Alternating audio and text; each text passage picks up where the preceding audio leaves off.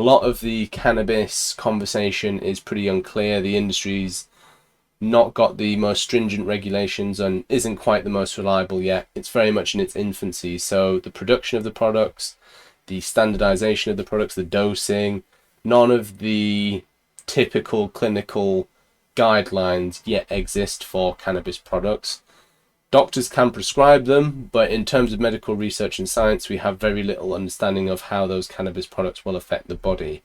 And so when it comes to endocannabinoids in the endocannabinoid system, there's a number of ways that you can alter your endocannabinoid system positively and negatively through lifestyle factors and through elements of health, physical wellness, diet that have similar or measurable effects on the endocannabinoid system and its function as well. And so in the future, we'll very much be able to create a tailored endocannabinoid system therapy for the specific genetic alterations or the specific genetic variances, cellular variances that occur within the brain that are causing that patient's epilepsy.